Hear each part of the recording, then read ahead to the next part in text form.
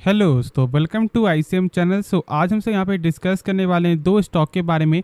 पहला आपका होने वाला है आईआरसीटीसी और दूसरा यहाँ पे आपका होगा दीपक नाइट्राइट। तो इस वीडियो को जरूर से अंत तक देखो, लेकिन उससे पहले आप इस चैनल को सब्सक्राइब कर सकते हो और इस वीडियो को लाइक करना।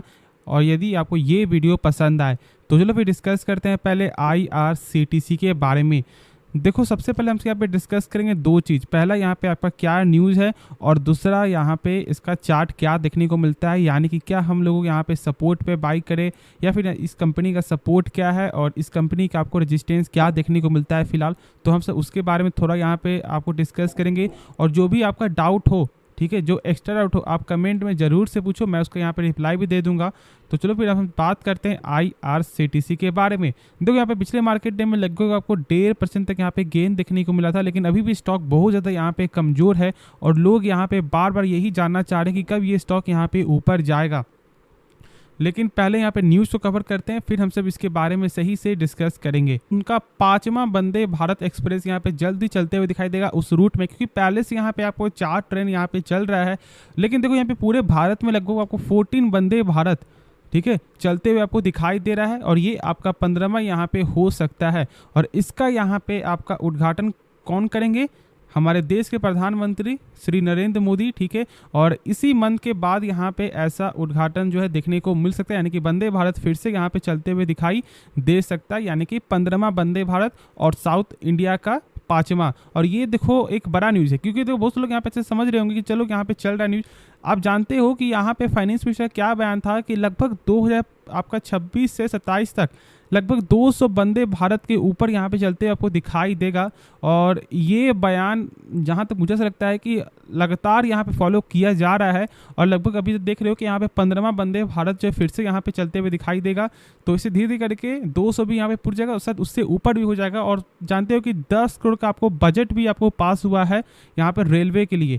तो सारा काम यहाँ पे रेलवे में ही देखने को मिलेगा। और इसलिए मैं बोलता हूँ कि देखो, आईआरसीटीसी कोई ख़राब स्टॉक नहीं है।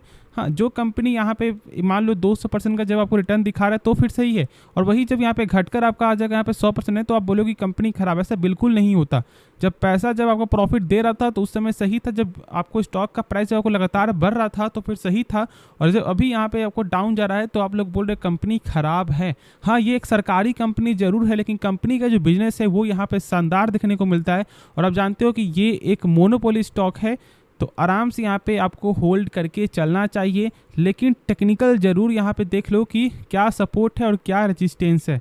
तो यहाँ पे आप देख रहे हो कि कंपनी का जो अभी जो यानी जो पहले जो सपोर्ट था वो था आपका 600 का, ठीक है। अब लेकिन यही सपोर्ट आपको बन चुका है कंपनी के लिए रेजिस्टेंस। अभी आपका क्या होता है रेजिस्टेंस? देखो, इसका मतलब आपको सिंपल तौर से समझोगे कि रेजिस्टेंस का मतलब आपका हो गया छत, और जो सपोर्ट जो हम सब बोलते हैं यानी कि नीचे का सरफेस यानी कि ज़मीन। और कोई भी स्टॉक जब बार बार जब आपको सपोर्ट और जब आपका रेजिस्टेंस को बार बार आपको अप्स एंड डाउन करते हुए दिखाई देता है ना, तो नहीं तो एक बड़ा यहाँ पे आपको ब्रेकआउट होगा ऊपर से, नहीं तो फिर नीचे से। लेकिन अभी यहाँ पे आपको क्या हो रहा है कि आईआरसीटीसी जो है फिलहाल अपने सपोर्ट के फिलहाल अभी नीचे देखने को मिलता है, लेकिन फिर से यहाँ पे चढ़ते हुए दिखाई दे रही थी। अब चार्ट देखोगे तो 592 तक फिर से यहाँ पे स्टॉक आपको आ चुका है।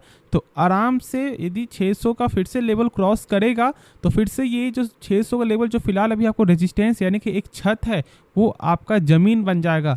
तो मेरे हिसाब से अभी आपको होल्ड करके चलना चाहिए। शॉर्ट टर्म आपको बाई करने के लिए अभी थोड़ा वेट कर लो जब तक इसका लेवल फिर से 600 के ऊपर ना जाए, क्योंकि नीचे का जो सपोर्ट है ना वो लगभग 530 का यहाँ पे देखने को मिलता है। तो इसी रेंज में फिलहाल अभी यहाँ पे स्टॉक कुछ दिनों से यहाँ पे चलते हुए दिखाई दे रहा है, तो वेट ही करना सबसे अच्छा उपाय होगा। बाकी कंपनी फंडामेंटली यहाँ पे स्ट्रांग है। हाँ, इसका बस पी थोड़ा यहाँ पे हाई देखने को मिलता है। बाकी आपका कंपनी का जो है मैं बोल सकता हूँ आरओसी, जो आपको रिटर्न ऑन कैपिटल एम्प्लॉयड, यानी कि जब कंपनी अपने ऊपर 100 रुपया लगा रहा है ना, तो यही 100 रुपया कंपनी का 116 रुपया बन जाता है, जो एक बेहतरीन नंबर है। क्योंकि किसी भी कंपनी का आरओसी 12% से ऊपर होना चाहिए, और यहाँ पे तो ऑलमोस्ट आपका 16% से ऊपर देखने को मिलता है। तो आपको समझ में आ रहा है कि कंपनी स्ट्रांग है। शर्तें अभी यहाँ पे बहुत ज़्यादा आपको प्रेशर है, लेकिन कंपनी खराब नहीं, आराम से होल्ड करके चल सकते हो। बाकी आपका क्या रहे जरूर से आप कमेंट में बताना। तो चलो फिर हम सब नेक्स्ट स्टॉक के बारे में डिस्कस करते हैं। तो अब हमसे यहाँ पे बात करते हैं दीपक नाइट्राइट के बारे में। देखो, इसका भी जो पिछले मार्केट डे में लगभग 1.5% तक यहाँ पे गेन देखने को मिला है। एक चीज़ यहाँ पे आप जान लो, ठीक है, कोई भी स्टॉक को शॉर्ट टर्म के लिए बाई करने के लिए आपको टेक्निकल चार्ट देखना ही पड़ेगा, और लॉन्ग टर्म के लिए तो आपको फंडामेंटल जरूर देखो। यदि किसी कंपनी का फंडामेंटल कमज़ोर है और बस यहाँ पे आप जो चार्ट देखकर आप जो लॉन्ग टर्म के लिए बाई कर रहे हो, या फिर आपका यहाँ पे जो टारगेट आपका मैं बोल सकता हूँ 5 महीने 6 महीने, तो ऐसा बिल्कुल भी आप ना करें, ठीक है। कम से कम आपको टेक्निकल देखकर 1 मंथ का, ज़्यादा से ज़्यादा यहाँ पे आपको 1.5 मंथ तक यहाँ पे देखने को मिल जाएगा। तो इसलिए ज़्यादा फोकस आपको क्या करना है, फंडामेंटल। यदि फंडामेंटल स्ट्रॉन्ग हो किसी भी कंपनी का, उसके बाद यहाँ पे देखो टेक्निकल, कि जैसे कि मान लो यदि आप फंस भी जाते हो तो आप यहाँ पे स्टॉक को होल्ड करके चल सकते हो। तो ये चीज़ आपको ज़रूर जो है ध्यान रखना है। अब हमसे यहाँ पे बिना टाइम वेस्ट के इसका जो टेक्निकल देख लेते हैं कि इसका यहाँ पे क्या सपोर्ट है और क्या हम लोग यहाँ पे करना चाहिए। तो यहाँ पे आप देख लो कि कंपनी का जो सपोर्ट है, यानी कि एक स्ट्रॉन्ग सपोर्ट, वो देखने को मिलता है 1730 का लेवल। यदि इस लेवल को यहाँ पे यदि मान लो डाउन चला जाता है इस लेवल के नीचे, तो फिर स्टॉक लगभग आपको 1600 तक भी आ सकता है, या फिर उससे भी नीचे भी आपको जा सकता है, क्योंकि उसके बाद यहाँ पे चार्ट जो है सही बनते हुए आपको दिखाई बिल्कुल भी नहीं दे रहा है।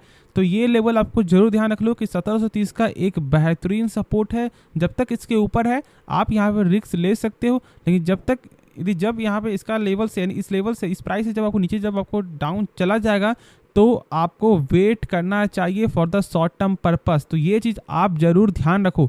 अब ये मैंने बताया कि जो कंपनी का यहाँ पे शॉर्ट टर्म के लिए क्या है, क्या सपोर्ट है, क्या नहीं है। बाकी लॉन्ग टर्म के लिए क्या कंपनी सही है, तो चलो उसके बारे में थोड़ा यहाँ पे डिस्कस कर लेते हैं। तो यहाँ पे देख लो कंपनी का जो आरओसी है, यानी कि रिटर्न ऑन कैपिटल एम्प्लॉयड, वो देखने को मिलता है 44.5%। यानी कि कंपनी का जो 100 रुपया है ना, वो बढ़कर आपका हो जाता है एक साल बाद 144 रुपया 50 पैसा, जो एक बेहतरीन नंबर है। क्यों? देखो, किसी भी कंपनी का आरओसी हो या फिर आपका आरओई, दोनों ही 12% के ऊपर होना चाहिए, और यहाँ पे तो आपका ऑलमोस्ट 3x टाइम्स से ज़्यादा जो है देखने को मिलता है। अब बहुत लोग यहाँ पे डाउट आता है कि क्या यहाँ पे हम लोग आरओसी चेक करें या फिर आपका आरओई चेक करें। देखो, दोनों ही यहाँ पे इंपॉर्टेंट है, लेकिन सबसे ज़्यादा आपका जो इंपॉर्टेंट होता है वो है आपका आरओसी। क्यों मैं ऐसा बोल रहा हूँ? देखो, आरओई में क्या होता है ना कि जो ये नंबर आप देख रहे हो ना, इसमें शेयर कैपिटल और आपका रिजर्व को, दोनों को जोड़कर ये नंबर निकाला जाता है। लेकिन आपका आरओसी में ऐसा नहीं है। आरओसी में यहाँ पे शेयर कैपिटल प्लस आपका रिजर्व प्लस यहाँ पे डेप्ट, तीनों को मिलाकर ये नंबर आपको निकाला आता है। तो जिस कंपनी का जो है आरओसी ज़्यादा है ना, तो फिर आपको निश्चिंत यहाँ पे रहना चाहिए। अब देखो, यहाँ पे कंपनी का जो है सेल्स, तो सेल्स क्या देखने को मिलता है? Ups and down. अब ऐसा क्यों है? अब ये जानते हो कि यहाँ पे किस सेक्टर का ये स्टॉक है, और इसमें अप्स एंड डाउन देखने को मिलता ही है, इसलिए कोई यहाँ पे बड़ी वाली बात नहीं, एक कॉमन वाली बात है, ठीक है।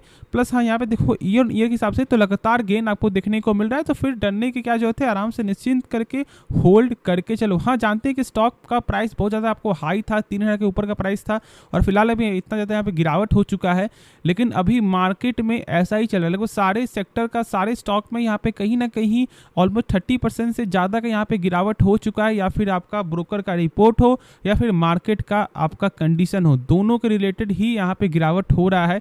तो अभी इस मार्केट पर्पस में ना, इसलिए मैंने कहा था कि 15 से 20% से ज़्यादा पैसा मत लगाओ।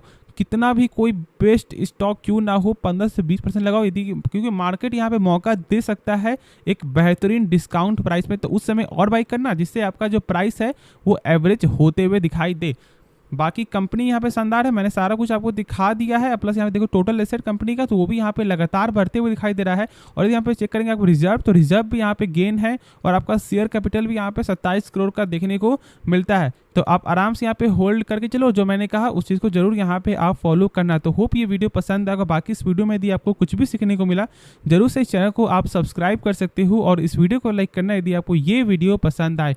तो मिलते हैं नेक्स्ट वीडियो में, तो तब तक के लिए धन्यवाद।